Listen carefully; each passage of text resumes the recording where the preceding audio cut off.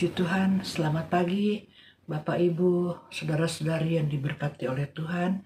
Kembali kita berjumpa dalam program Renungan Pagi GPDI Tiberias Bogor. Sebelum kita mendengarkan renungan pagi, mari sama-sama kita berdoa.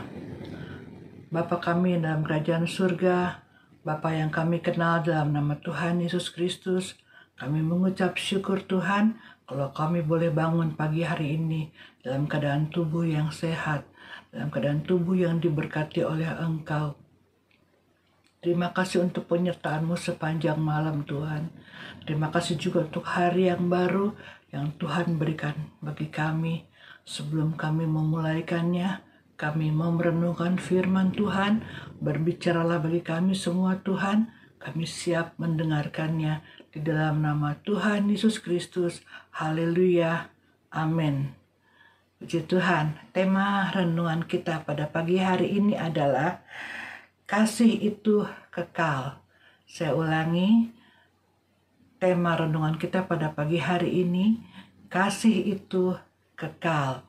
Kita buka Alkitab kita di dalam 1 Korintus 13 ayat yang ke-13. Demikianlah tinggal ketiga hal ini, yaitu iman, pengharapan, dan kasih. Dan yang paling besar di antaranya ialah kasih. Judul dari 1 Korintus 13 adalah kasih. Keseluruhan ayat pasal 13 dari 1 Korintus, dari ayat yang pertama sampai kepada ayat yang ke-13, membahas tentang kasih.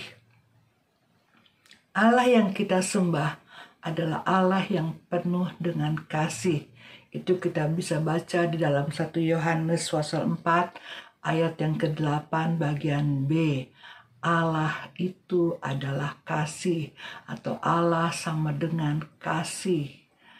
Tuhan Yesus ketika menjawab pertanyaan dari ahli Taurat yang menanyakan tentang hukum utama di dalam kitab Taurat, di dalam kitab suci, menjawab ada dua hukum utama yang harus kita lakukan. Yang pertama adalah kasihilah Tuhan Allahmu dengan segenap hatimu dan dengan segenap jiwamu dan dengan segenap akal budimu dan dengan segenap kekuatanmu.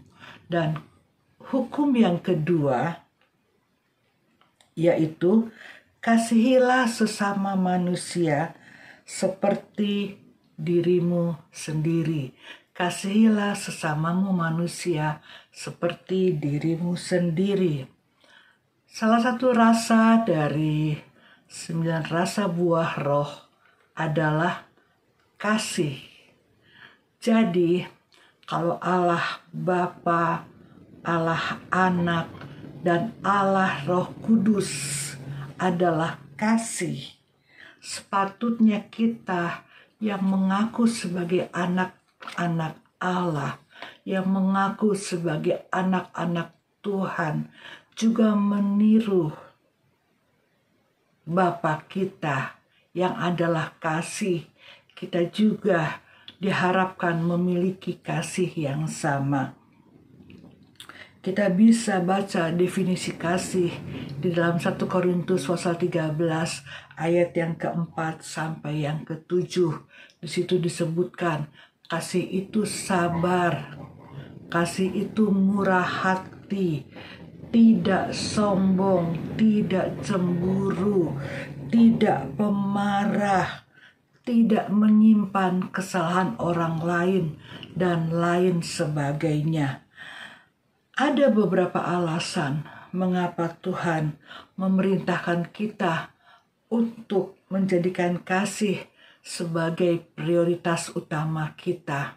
Yang pertama adalah kasih itu tidak berkesudahan. Kasih itu kekal. Kasih akan berlangsung selamanya. Kasih meninggalkan warisan cara kita memperlakukan orang lain memberikan dampak paling lama yang dapat kita tinggalkan di bumi. Bunda Teresa berkata, bukan apa yang Anda lakukan, melainkan seberapa banyak kasih yang Anda taruh di dalamnya. Itulah yang terpenting. Kasih adalah rahasia warisan yang kekal. Ada banyak orang yang sudah lama meninggalkan dunia ini karena dipanggil oleh Bapa ke surga, tetapi masih kita ingat oleh karena kasih-Nya, oleh karena kebaikan-Nya yang tetap melekat di dalam benak kita. Yang kedua, kita akan dievaluasi berdasarkan kasih kita. Salah satu cara Tuhan untuk mengukur kedewasaan adalah dengan kualitas hubungan kita. Ketika kita berpindah ke dalam kekekalan, apa yang kita miliki di dunia ini tidak akan kita bawa. Semua akan kita tinggalkan. Yang akan kita bawa hanyalah karakter kita. Satu-satunya hal yang penting adalah iman yang diekspresikan melalui kasih. Yesus berkata bahwa cara mengasihinya adalah mengasihi keluarganya dan memperhatikan kebutuhan praktis mereka. Kalau kita mengasihi Yesus, kalau kita bilang kita mengasihi Tuhan, kita juga pasti akan mengasihi keluarga Tuhan. Kita pasti akan memperhatikan kebutuhan-kebutuhan daripada keluarga Tuhan. Seperti yang tertulis di dalam Matius 25 ayat yang ke-40. Aku berkata kepadamu, sesungguhnya segala sesuatu yang kamu lakukan untuk salah seorang dari saudaraku yang paling hina ini, kamu telah melakukannya untuk aku. Mari kita minta kepada Tuhan supaya kita dapat melewatkan hari demi hari yang Tuhan beri kepada kita untuk mengasihi Tuhan dan sesama. Kita isi hidup kita untuk mengasihi seperti yang Tuhan inginkan dalam kehidupan kita. Puji Tuhan. Mari kita renungkan firman Tuhan yang sudah kita dengar pada pagi hari ini.